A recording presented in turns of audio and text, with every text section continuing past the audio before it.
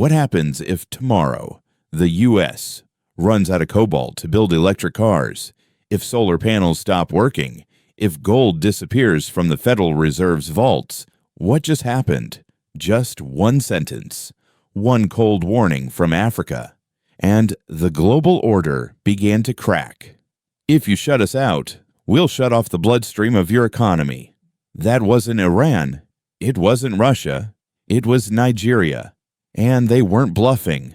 Within days, 10 African nations, from Congo's cobalt jungles to Ghana's cocoa fields, issued a collective blockade. No more raw lithium, no more cheap cocoa, no more unrefined gold flowing to Western markets. A silent revolt. No bullets fired, but the markets screamed. Gold prices exploded. Cocoa contracts shattered the $6,000 per ton barrier for the first time in history. Cobalt surged past $78,000, wrecking every forecast on Wall Street. And then came the insult that lit the fuse. In a closed-door session, a Western official muttered just two words: Africa, negligible. Two syllables that slapped an entire continent across the face. Fire sparked in Lagos. Anger surged through Ouagadougou. No one bowed anymore. Africa wasn't begging to join the global game. It was flipping the entire board. Now, the question isn't how can we help Africa? It's, if Africa holds the elements that power the 21st century, who's really holding the power? This is no longer a humanitarian story. It's a power reversal. And if you want to understand what happens next when Africa stops asking for respect and starts taking control, hit that subscribe button, because this is not a news cycle. This is the start of a global shift. Africa just shut down the global supply chain, and no one was ready. The fuse didn't light in Washington or Brussels. It lit deep in the red soil of Congo, where the world's cobalt flows beneath the boots of barefoot miners. In February 2025, the Democratic Republic of Congo made a move no Wall Street analyst dared to predict. It banned all raw cobalt exports. Not paused. Not regulated. Banned. This wasn't just policy. It was an earthquake. Because Congo doesn't control some cobalt. It controls nearly 70% of the planet's entire supply. And cobalt isn't just any metal. It's the beating heart of electric vehicles, smartphones, satellite batteries, and next-generation military tech. Without cobalt, the future stops charging. And suddenly, it did. Bloomberg called it a black swan event. EV production lines in Germany and South Korea screeched to a halt. In just 48 hours, cobalt futures surged past $78,000 per ton. Battery stocks plummeted. Tesla lost $36 billion in market cap. And investors realized the unthinkable. The green revolution was built on African terms. But this wasn't a solo act. Zimbabwe followed with a punch of its own. It extended its 2022 ban on raw lithium exports and added chromium, a critical input for stainless steel. Zimbabwe's message: if you want our minerals, process them here, or go home. Namibia joined next, then Ghana, then Côte d'Ivoire. One after another, African nations stopped exporting raw wealth and started building walls of sovereignty around the very materials that powered the modern economy. And just like that, the supply chain snapped. But the most shocking part, there was no union, no official treaty, no joint press conference. These nations didn't need permission. They didn't even need coordination. What they shared was instinct, an unspoken realization that decades of raw extraction had left them rich in resources but poor in power. So, they pulled the plug, and the West blinked. Chocolate prices in Europe spiked 18% in a single quarter. Renault and BMW suspended EV projects. Solar panel companies in California quietly paused rollouts. And while consumers grumbled about costs, one question sliced through the noise. How did we become so dependent and not realize it? Because here's the secret nobody told you. For decades, Africa was programmed to export raw and buy back finished, to ship gold and buy jewelry, to send cocoa and import chocolate, to mine lithium and purchase batteries. That cycle was no accident. It was designed. And now, Africa is rewriting the design. This isn't just a trade disruption. It's a collective declaration of value. And the market, it's listening. Analysts on CNBC call it a wake-up call. Others call it economic blackmail. But Africans call it something else, justice. Factories are already rising in Harare, Windhoek, and Accra. And the next move is clear. Not just to ban exports, but to own the entire chain. So, now, ask yourself, if Africa can fracture the world economy with just raw materials, what happens when it controls the factories too? The shockwave. When the West finally panicked, the tremor began as a ripple. Then it hit Wall Street like a tidal wave. When Africa slammed the brakes on raw exports, the first to feel the blow weren't African governments or foreign aid agencies. It was the markets, those glass towers of money in London, Frankfurt, and New York, where everything runs on assumption. And one of the oldest assumptions just shattered. Africa will always sell cheap and stay quiet. Not anymore. Within weeks, futures markets spun out of control. Gold prices climbed 14% in a week. Cocoa broke the $600 ceiling per ton, sending shockwaves through the global chocolate industry.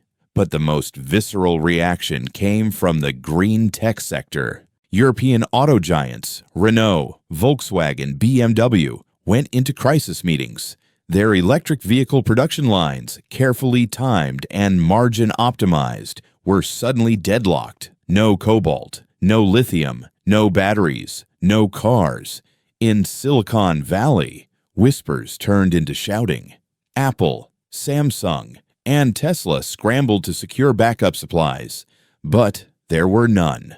Congo was closed. Zimbabwe was locked. Namibia wasn't budging. Then came the headlines. Africa risks global recession. Financial Times, The Lithium Curtain Falls, Politico, Chocolate Crisis, Nestlé raises prices again. Reuters. What followed wasn't just market panic, it was geopolitical panic. Inside EU strategy rooms, diplomats called emergency sessions. How had 10 African countries, many of them with fragile economies and no formal alliance, just pulled off what no OPEC had ever dared? The answer was brutal. Africa didn't ask. It acted. And that's when the retaliation began. Whispers turned into pressure. The U.S. quietly reviewed African trade benefits under the AGOA framework. European banks began stalling loans to exporters in Ghana and Burkina Faso. IMF officials floated the idea of stability conditions tied to cocoa and gold export quotas. In other words, play nice or pay the price. But the response from Africa was unshaken. Leaders from Accra to Ouagadougou stood firm. Burkina Faso's president, without naming names, declared in a televised address, "We are no longer negotiating from weakness. We are trading from strength." Western officials didn't say it publicly, but in closed rooms, panic gave way to something worse: resentment. To them, Africa wasn't just disrupting business, it was disrupting the order. The assumption that the global South supplies, while the global North designs and profits, that model was collapsing in real time. And underneath the numbers and contracts lay a deeper insult. For decades, Africa was framed as dependent, the continent that needed help, the place of charity and crisis. But now Africa was holding the leverage, dictating terms, naming prices. This wasn't about minerals anymore. It was about memory and power. So the pressure intensified. Western media began to run stories questioning the stability of African leadership. Ratings agencies issued quiet warnings. Aid agencies pulled back funding from energy projects in the Sahel, but African nations had done their homework. By 2025, Chinese trade with Africa had reached $282 billion annually. India had doubled its gold and oil imports. Russia had signed multi-billion-dollar deals on uranium and grain. Turkey was building airports, highways, and power grids. If the West wanted to close a door, Africa had already found 5 new ones. Still, tension climbed. Investors panicked. Politicians postured. CEOs begged for compromise. But Africa didn't flinch, because for the first time in living memory, the question wasn't, what does Africa need? It was, what is Africa willing to walk away from? Sovereignty on the streets. The civil and political fallout. What started in the markets spilled into the streets. As Africa's export ban sent shockwaves through global finance, a very different kind of tremor began to ripple through its cities and villages. But this time, it wasn't fear. It was fire. In Kinshasa, murals appeared overnight. Cobalt miners with fists raised painted across the walls like revolutionaries. In Accra, crowds marched, not in protest, but in celebration. And in Ouagadougou, schoolchildren recited speeches about sovereignty instead of colonial timelines. Because for the first time in decades, Africa's struggle wasn't about begging for fairness. It was about taking it. And people felt it in their bones. In Ghana, a cocoa farmer named Kojo Mensah held up a newspaper showing the New York cocoa spike and wept, not out of sadness, but rage. All my life, they told me I was worth $2 a day, he said. Now they say the beans in my hands are gold. What changed? Not the cocoa, the courage. That word, courage, became a battle cry. Governments, once accused of corruption and weakness, suddenly found themselves swept into a new wave of legitimacy. Presidents who stood firm against Western retaliation were praised as defenders, not just politicians. In Burkina Faso, Ibrahim Traoré's approval rating surged. In Namibia, national pride hit a generational high. Even in nations once plagued by division, something strange was happening: unity. But the effects weren't just emotional, they were material. In Harar, new lithium processing plants broke ground, with hiring lines stretching for blocks. In Accra, cocoa cooperatives launched small-scale chocolate factories, funded by a mix of local investment and diaspora crowdfunding. In the DRC, the first public-private refinery partnership since independence was signed, with ownership shared 60% by Congolese stakeholders. Jobs began returning, not aid. Training centers opened, not NGO tents. But change always brings friction. In Lagos, elite business families tied to foreign trade contracts began to push back. Lobbyists demanded loopholes in export bans. Protests funded by shadowy interests suddenly emerged, warning that Africa was cutting itself off from the world. The irony. These were the same voices who once told Africa to open up at all costs. The stakes were no longer just economic. They were existential, because what was unfolding wasn't a policy shift. It was a generational rift. Young Africans, born after the Cold War, had inherited a continent still shackled by economic dependency. But Tweetot 25 changed the script. They no longer wanted scholarships abroad. They wanted factories at home. They weren't dreaming of visas. They were demanding ownership. And that's what terrified the old guard, both in Africa and beyond.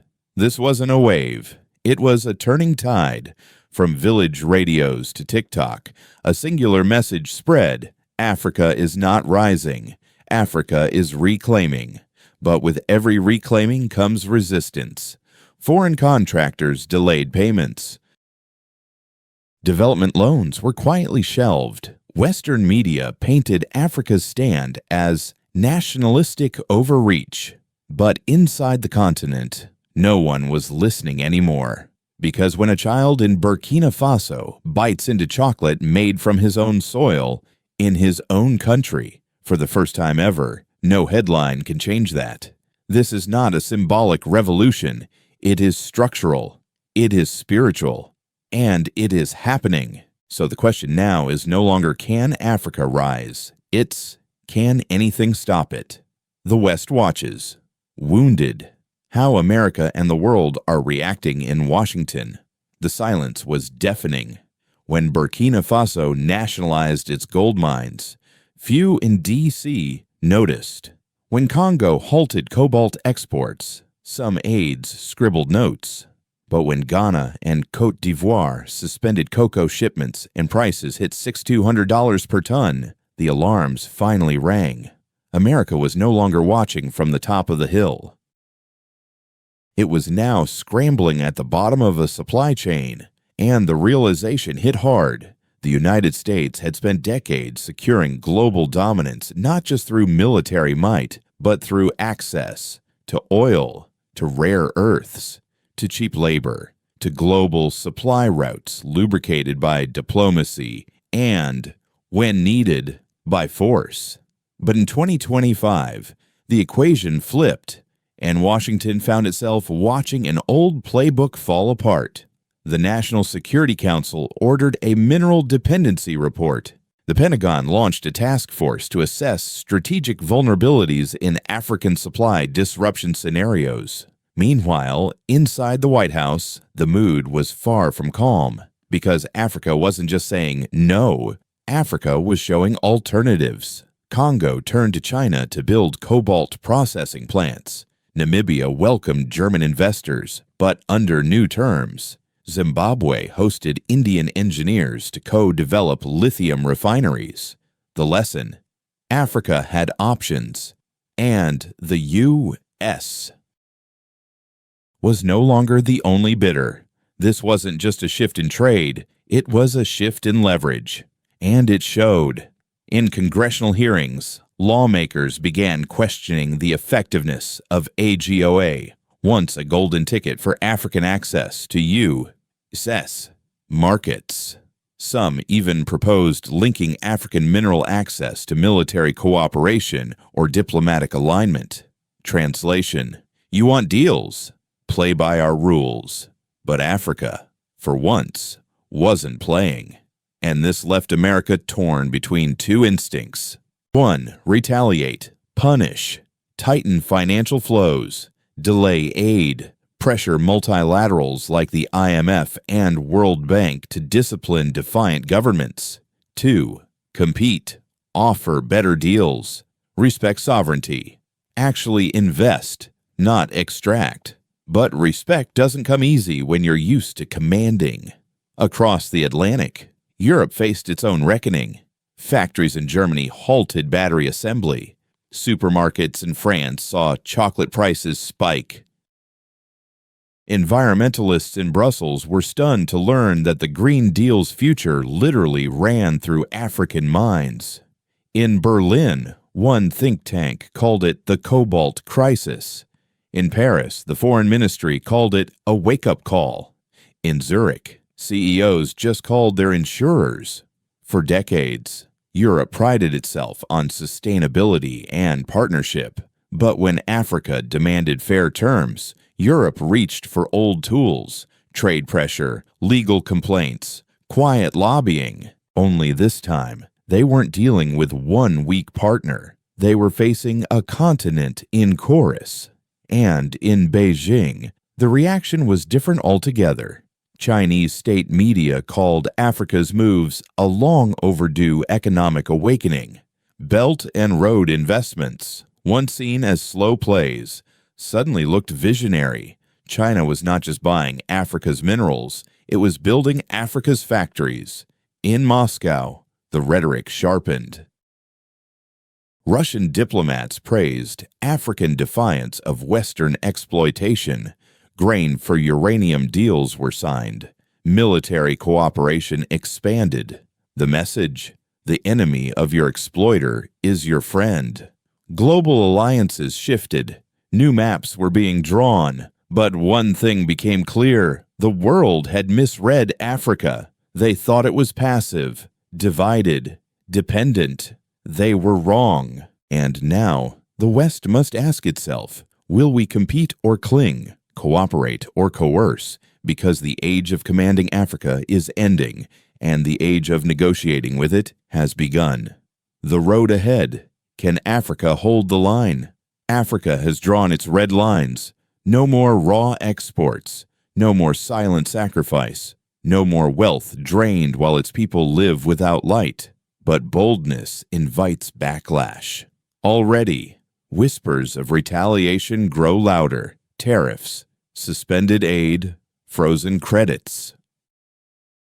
Old powers don't surrender privilege easily, so the path ahead is steep. Building refineries takes time. Training local talent requires patience. Redirecting trade routes needs diplomacy and steel. And all this must be done while markets tremble, inflation bites, and media spins instability as failure. But here's the truth. Africa has already done the hardest part. It has broken the silence. For generations, the continent was told to wait, to comply, to stay in place. Now it is moving with purpose, with unity, with defiance. But can this momentum survive the storms? Can Burkina Faso build gold refineries faster than sanctions bite? Can Congo train engineers before markets turn away? Can Ghana sell chocolate before Wall Street freezes lines of credit? Will the people remain patient when change feels slow, but pain feels instant? This is the test of transformation, not in slogans, but in sweat. Africa has declared independence not just with flags, but with factories. But now the question is yours. Do you believe Africa can hold the line, or will pressure crack the foundation of this revolution? Let us know your thoughts.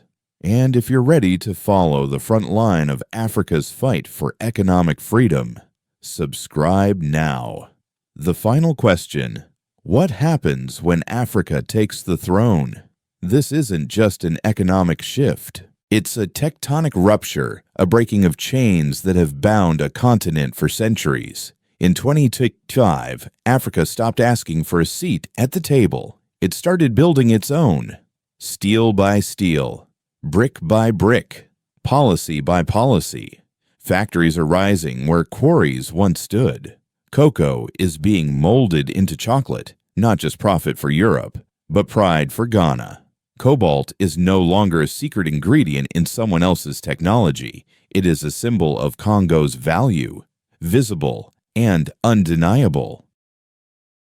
The transformation is real, but the resistance is too. Expect lawsuits cloaked in trade language. Expect pressure disguised as partnership. Expect headlines that warn of economic nationalism and instability. All coded words for Africa is no longer obeying. But make no mistake, this is not a phase. This is not a protest.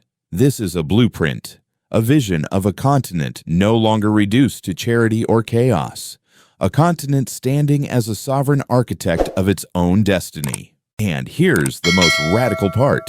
Africa is not just changing its own story, it is changing the story of the entire global economy. When the world's most resource-rich lands stop exporting raw and start exporting finished, when the labor of African hands begins to generate African wealth, when profits stop flowing out and start building hospitals, schools, roads, and futures, then the entire world order must adjust or be replaced.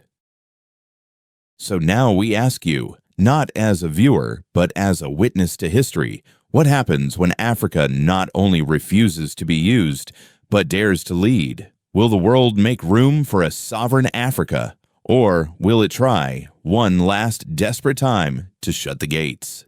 This is not the end of